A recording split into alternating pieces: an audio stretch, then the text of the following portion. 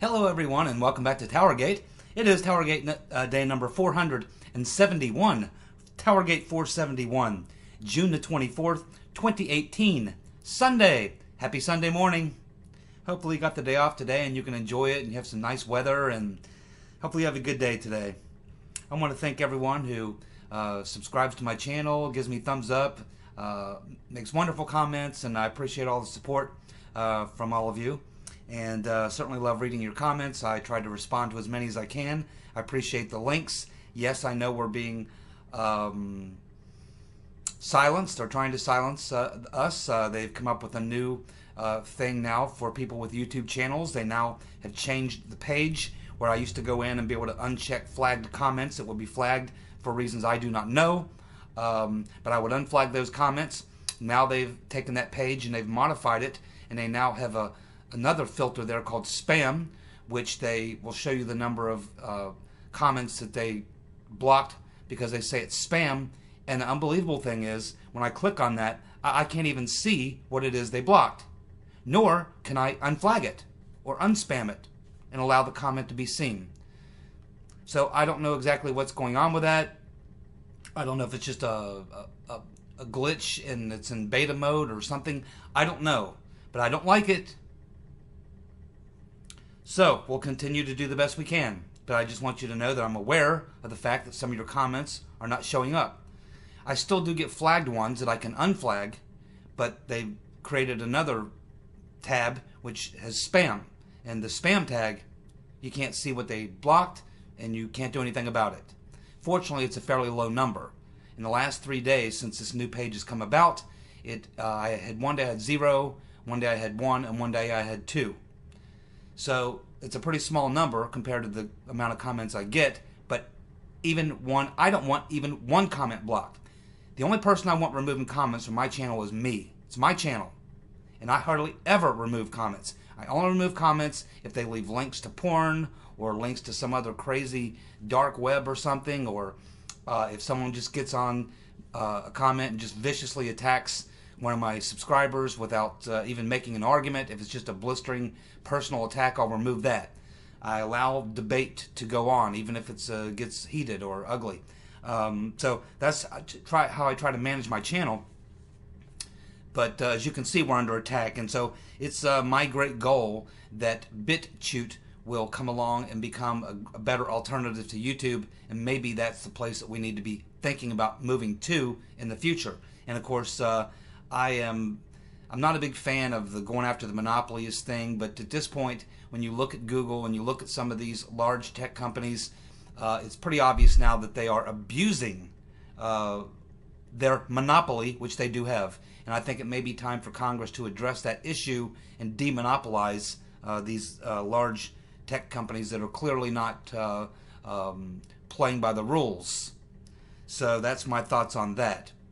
Now, I also want to give my thoughts on one other thing before I get to the news, and that is this thing that you see. It's been happening since Trump won. We saw it the very night that Trump won. It's when it began, and it's continued, and it's getting worse and worse. And what I'm talking about is the fact that we are losing our ability in this country to have open civil debate on issues that we disagree with. I've never seen it like this before. I remember when Reagan was president. There was a lot of Republicans that didn't like Reagan. Democrats despised him, and there was a lot of attacks on him.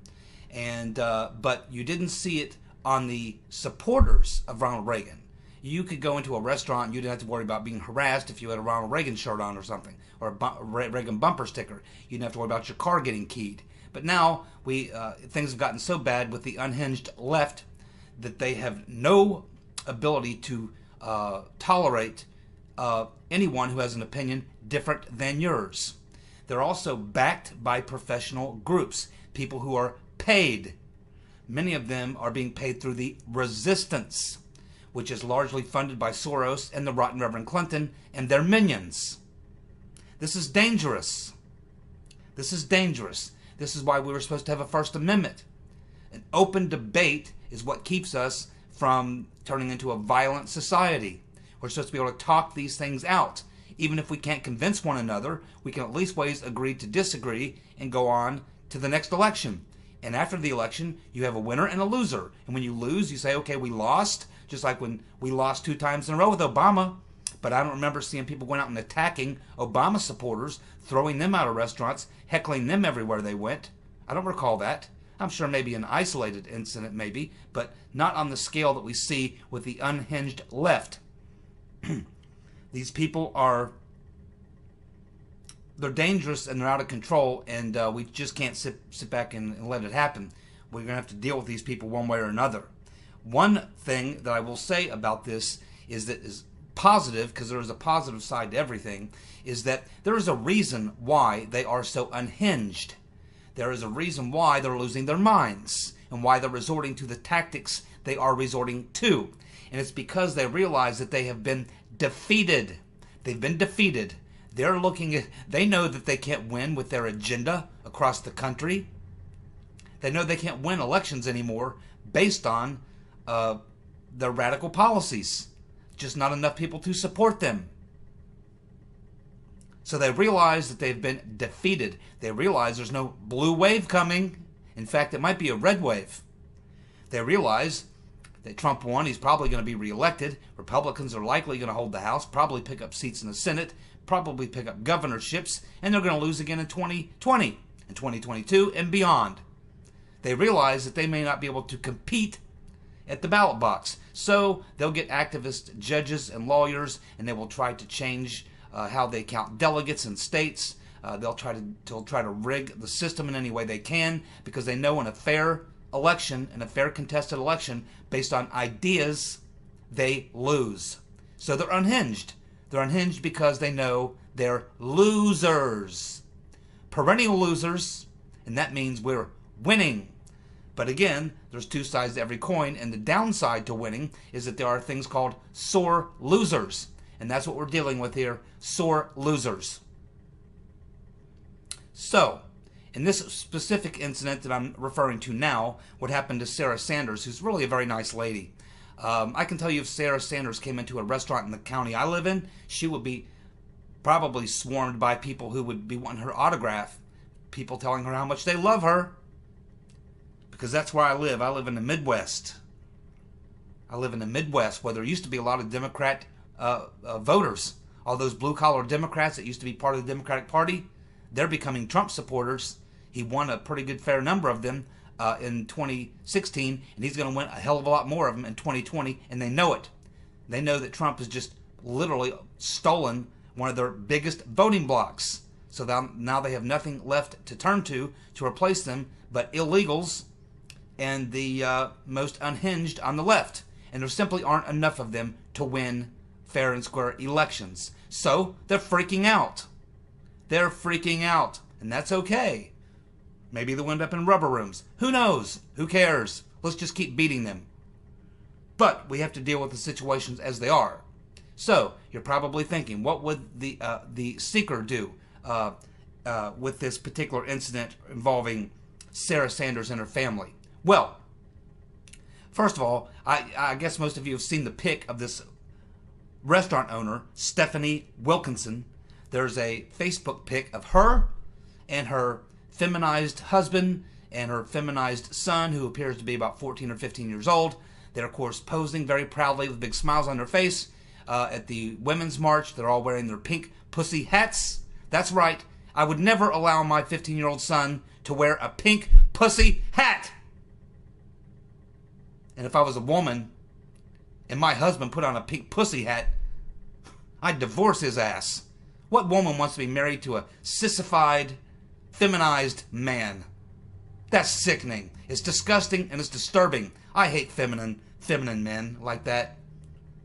I mean, we need to go to the flower shop on Mother's Day. We have to deal with them then. I have a gay guy that runs a flower shop where I get my flowers. He's a nice man. I can tolerate him. But my God, the feminization of men has got to stop. It's got to stop. But anyway, so there they are, their smiling faces with their pink pussy hats on, the Wilkinson family. They are the ones that own the Red Hen. The Red Hen is the restaurant where, and here's what happened. Sarah Sanders walks in with her family, and some of the employees notice it's Sarah Sanders, and they go call Miss Williamson, or Wilkinson, who was not there, the owner. They call her and say, hey, Sarah Sanders is here. What should we do? And she said, kick him out. Kick her out. Her and her family, kick him out. Well, so what do you do about that? Well, just so you know, we're talking about a restaurant in Washington, D.C. called the Red Hen. The Red Hen. What I suggest is that if you live in D.C. or if you're passing through D.C., you stop in and pay a visit to the Red Hen. Sit down there, invite a couple of your friends, and drink tea all night. Hold up and lock up that table for 2 or 3 hours, because in the restaurant business, especially on a Friday or Saturday night, they count on big turnover. They want the table to come in, be seated, eat, stuff the food down their throat, shove in some dessert, kick them out, get the next people in to the next table. Because restaurants operate on a fairly small profit margin. They operate on having large turnover at the restaurant to have a lot of people come in, come out, and of course that means that these tables have to have people come in, eat, do the thing, and get out quickly. So what you should do is, if you live in the Washington D.C. area and you're a Trump supporter, go on into the Red Hen, bring a couple of your friends along, and sit down at the table and order up some coffee or some tea. Nothing very expensive on the menu. Something very cheap on the menu. Maybe just drinks. And then sit there and tie up that table for 3 or 4 hours. Talk about the old times. Talk about the good times, the new times, those times, them times. Talk about anything. I don't care. Play crossword puzzles. Bring some books. Who cares? Sit there and occupy those tables and don't let them turn over. Hit them on the bottom line. Now, I have another idea if you want a money-making opportunity. Here's a wonderful money-making opportunity if you're a Trump supporter and you live in the D.C. area, especially if you happen to be a black Trump supporter and Hispanic gay supporter, a gay Trump supporter, maybe you're a Muslim Trump supporter, maybe you're one of all the above, maybe you're half black, half Hispanic, gay, Muslim Trump supporter.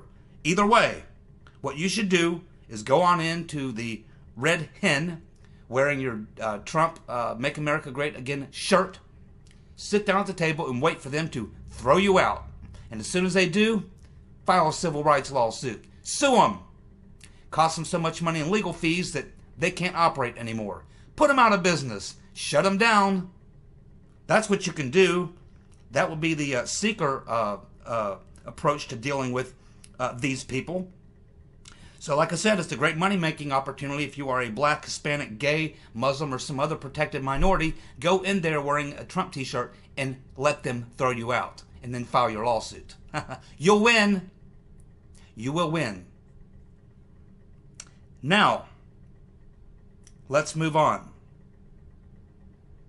What appears that the FBI, the DOJ, have provided about 1,400 pages of initial compulsory documents, followed up by 2 letters, one to Nunes and the House Intelligence Committee, and another letter to Goodlatte and Gowdy of the Joint Committee. And basically they explain, well, here's about 1,400 pages. We need some more time to get to the rest, blah, blah, blah, blah, blah. Well, they say they need more time, and apparently it appears that Paul Ryan is going to give them a little more time. They're just stonewalling again, and I would say that those 1,400 pages that they did get probably have nothing in them at all. The real good stuff is being protected and held back. Goodlatte says there's 1.2 million documents, and he wants them now. He wanted them yesterday. Nunes is the same way, and even Trey Gowdy is now on board. I don't know how much patience they're going to have. I don't know how long that Ryan can put them off or how much more time they ask for, but this thing's coming to a head. This thing is coming to a head. We'll see what's in the 1,400 pages of documents they got now. I'm guessing not probably what they wanted. Probably some things there, because a lot of these were specific documents that were subpoenaed that they did turn over. God knows how much they've been changed, redacted. God knows how many documents are being shredded. We don't know what all is going on. But we know this stuff is so damning they can't let it get out. They're not just going to turn it over. I personally, I wish there was some way they could just send the military in there or the congressional security people in there, congressional police force or whatever they have there, send them in there and take them at gunpoint. Take every document you requested. But this appears to be the status of that situation now, still continuing to play itself out. And we will see how much longer they can drag it out. But like I said, Nunes said he was there 8 months ago. Good Latin Gowdy, they're on board. They are ready to, they've got the papers drawn up. They're ready to impeach, ready to hold in contempt, whatever. It needs to happen. They need to stop playing around. They need to take off the gloves, man, because the DOJ, Rosenstein, and the boys, they're just laughing as they're playing the game, dragging it out and dragging it out. They're being played. And Paul Ryan, maybe he's the guy that's the problem. So we'll just have to see how much pressure can be brought on who. I mean, they can bring a lot of pressure on Big Ears Paul Ryan. Some pressure, but he's not running for re-election, so there's not much I can do there. But that can bring a lot of public pressure on him, and so can we as well. So we'll just have to see where this is going, but it's obviously coming to a head. They have subpoenaed Peter's been stroking us. He's supposed to appear now Tuesday. Well, of course, his lawyer came out and said, oh, they didn't really need to subpoena us. Peter's been stroking us, my client. He's dying to come and testify to Congress and to answer all their questions. I promise you, he's not going to answer all the questions. This guy is an arrogant, uptight dude who believes that he's really smarter than everybody else. You can tell that from the stock page texts. This guy believes he's really smart and everyone else is really stupid. So he thinks he can sit there and do a spin job on everything, but I think he's going to find out a lot of people on those committees are a lot smarter than he thinks they are. And if he thinks he's going to save his character in this deal, he's going to only look worse in these hearings. I mean, he's not that smart, obviously, or he wouldn't have been doing what he was doing, right? So we'll see what Peter's been stroking us says, but, I expect a lot of questions he'll be asked. He says he's going to answer all the questions, but, I think on a lot of these questions he'll say, well, that's an ongoing investigation and I shouldn't comment, or I've been told by my lawyer, I want to tell you everything, but my lawyer says I can't because it's an ongoing investigation, blah, blah, blah, blah, blah. I would be surprised if Peter had been stroking us as nearly as upfront about things as he says he is. And I wish to God I was sitting on that committee. I wish to God I was sitting on that committee, because my very first question to Peter's been stroking us, I would look him dead in the eye and say, okay, Mr. Ben stroking us, tell me everything that you know about the 6th Agency Task Force. That would be my first question to Peter's been stroking us. We have the rotten Reverend Clinton. She's over in Ireland. She's in Ireland. And she's, of course, dissing Trump about the separating of families and Americans living in the dark hour. Americans separating families, and we're living in the dark hour. The woman's insane, but since she had the audacity to make a statement like that on foreign soil, and Comey's doing the same, he's in Germany making the same types of comments, I would like to ask the rotten Reverend Clinton how many families were separated by her actions for Hillary's war in Libya. Libya was the most prosperous and successful country in North Africa. They signed a deal with the Bush administration to give up their nuclear program, and they did. They were cooperating and working with the Bush administration. They even allowed the CIA to operate their torture sites there. Now you look at Libya. What do you have? Children being separated by their parents because they're being sold into slavery. Both children and parents. The children get sold as child sex slaves, and the parents get sold as workers, slaves, slave labor. Open. This is being done openly. Open slave, what do you call them? Auctions. They're having auctions. And because of the rotten Reverend, she came, she saw, he died. Lots of misery going on there in Libya. Rape, food shortages, misery all over the country, roving bands of warlords, kidnapping children, raping women. It's a mess. Because of the rotten Reverend Clinton. What was that she said? They're living in a very dark hour. Hillary, you haven't seen a dark hour till you've been in Libya. Do you think that the rotten Reverend Clinton will stop off in Libya on her book tour? I mean, she created the mess. Something's telling me she won't get anywhere near Tripoli or anywhere near Libya. And how about her husband, Slick Willie? It was his Secretary of State Madeleine Halfbright, whose policies in Iraq led to the deaths of up to 500,000 children. They too were separated from their parents permanently by death because of the sanctions on food and medicine.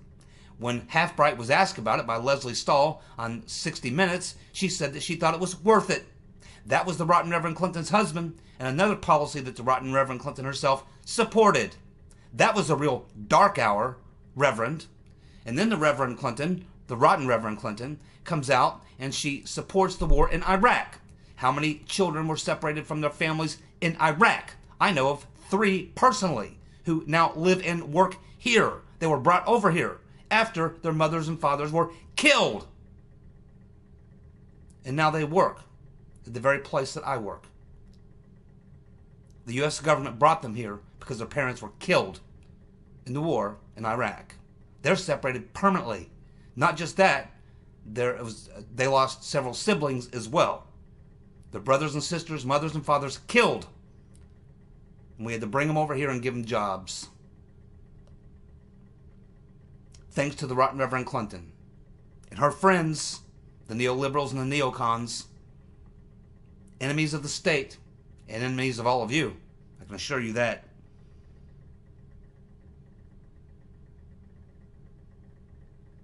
Not to mention the rotten Reverend Clinton's support for what was going on in Syria and Yemen. All for the benefit of their rich friends. Had nothing to do about the children. Look at all the children who are separated from their families, and those 2 conflicts are still going on today. Especially what's going on in Yemen. All endorsed by the rotten Reverend Clinton, all set into motion by the rotten Reverend Clinton under the Obama administration. And had the military not stepped in Egypt, ignoring the advice of Obama and the rotten Reverend Clinton, Italy would look, or Egypt would look quite the same. Hillary, you suck. Henry Greenberg. We continue to learn more about Mr. Greenberg. His real name is Gennady Vasilievich Vostrasov. Gennady Vasilievich Vostrasov. That's his real name. He has 7 aliases. Henry Greenberg seems to be the one he goes by. He was, in fact, arrested 8 times, 2 on DUI, 3 on hardcore felonies, including assault with weapons. He received, over the years, 14 waivers by the U.S. government. These are waivers that are specifically given to foreign individuals who, and these specific waivers are used for informants. That's the only thing they're used for. So it wasn't like he was on a peacekeeping mission. Wasn't like he was here as to offer information to the State Department or something like that. No, these are issued to informants working for the government.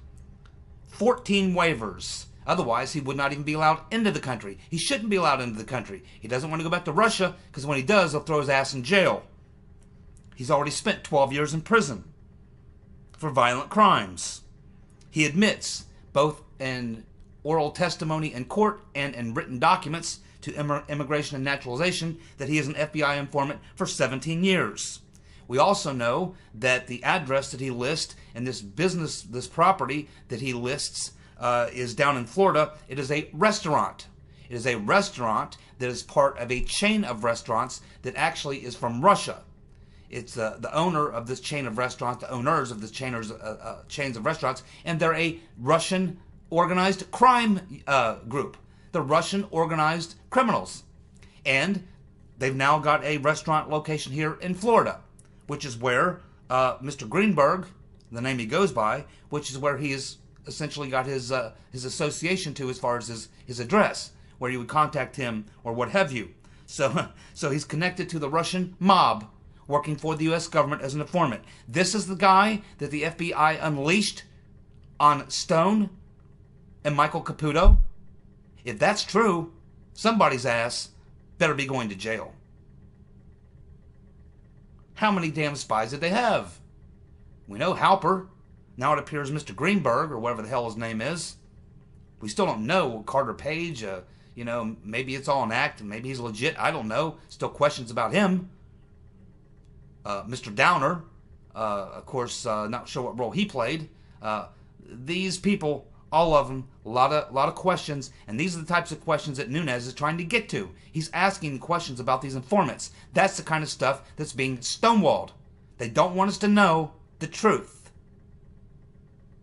about exactly how intense and how pervasive, invasive their attempts were in 2016 to orchestrate a coup.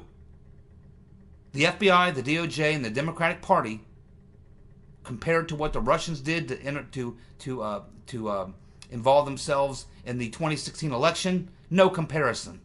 No comparison. They were the true meddlers in the 2016 election. They were the biggest threat to a free and fair election. The Democrats, the FBI, the DOJ, and of course our good friend, Mr. Potato Head, running his little operation there out of Langley. We'll get to that. That's the truth. Sad news now. Katy Arrington was nearly killed in a head-on collision in South Carolina. It appears the other driver in the incident has been killed. It was the other driver that was going the wrong way. Hopefully Katy Arrington will recover, make a full recovery, and be able to continue, because I think she'll do a really good job for South Carolina and for the country.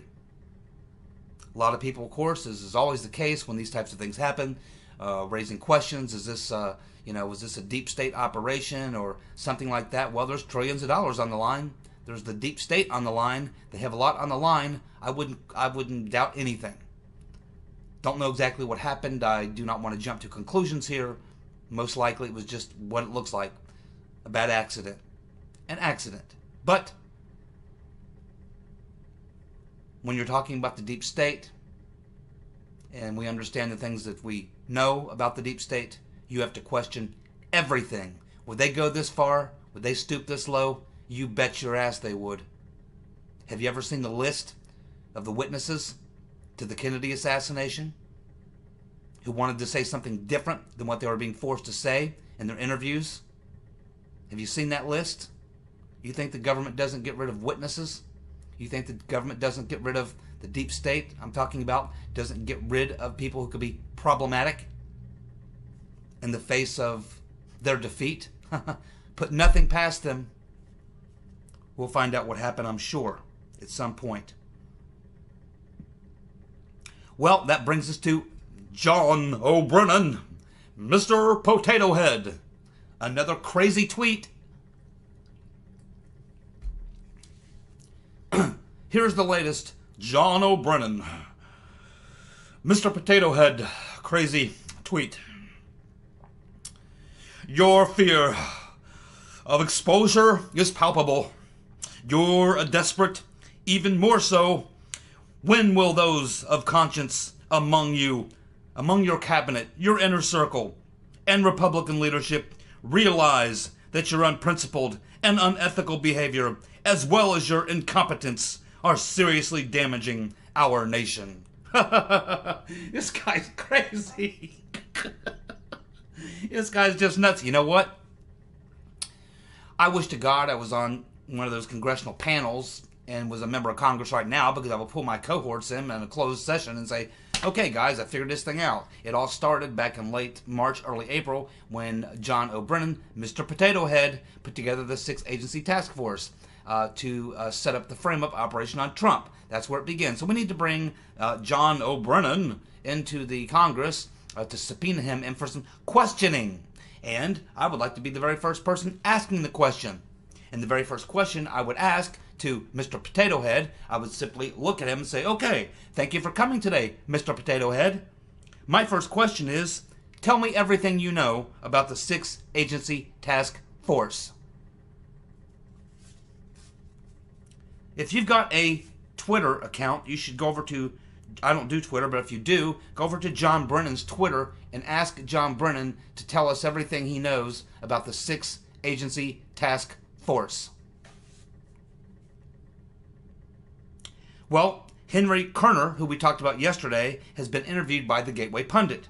He's, of course, denying the allegations. He's saying that the targeting began before 2016. Yeah, maybe, probably, and you were probably a part of that too. We know that Senator Magoo, that's John McCain, Senator Magoo, we know that he was involved back in 2015, in the midsummer of 2015, because he was involved in that group with Miss Chalupa, the Democratic operative, the Ukrainian-American Democratic operative that was cooking up the Russia narrative. And John McCain and his little group in the Senate, that little 10-person group, would get together and meet with Chalupa and Democratic operatives to talk about how they could play this Trump-Russia thing.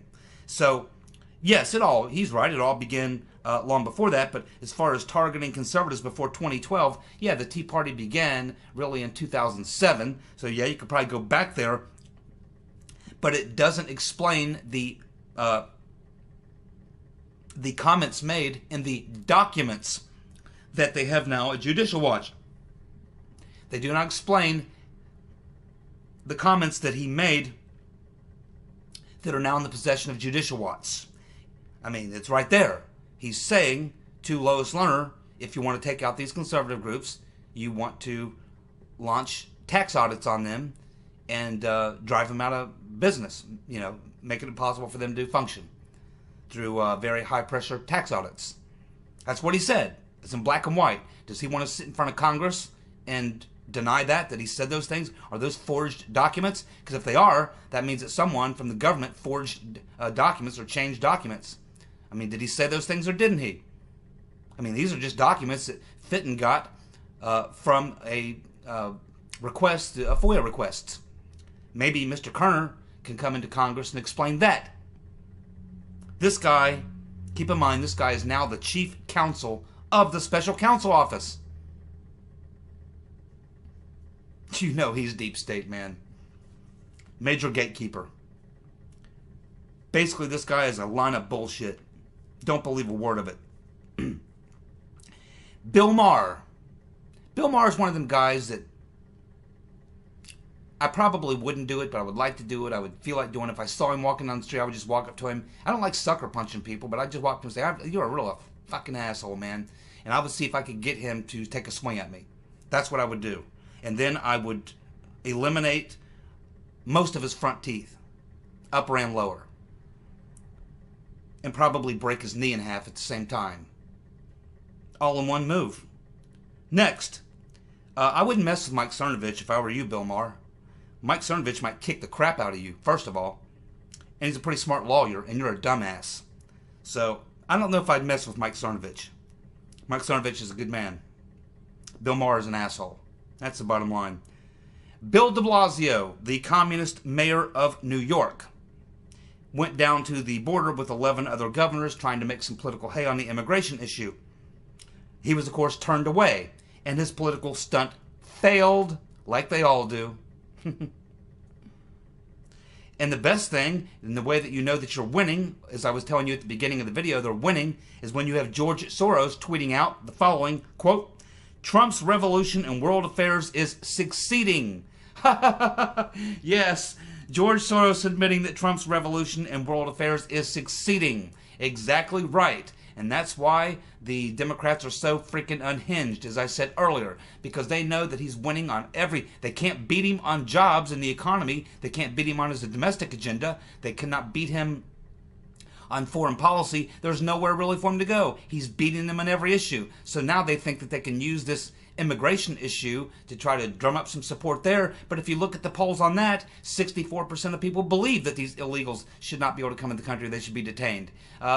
Most people believe we need border security. It's a winning issue. Even this issue is not a winner for Democrats, but they're hoping, the only thing they can hope for is that they can activate their base enough that they get a huge voter turnout. I don't think it's going to happen. I think that blue wave is gone, and we might even see a red wave if they continue, because the red diaper doper babies are fail. Major epic fail. Everything they do, everything they try, they fail. That's why they're so unhinged. That's why they're so unglued. That's why they can't handle it, because they know we're winning. Thank you for tuning in. Goodbye.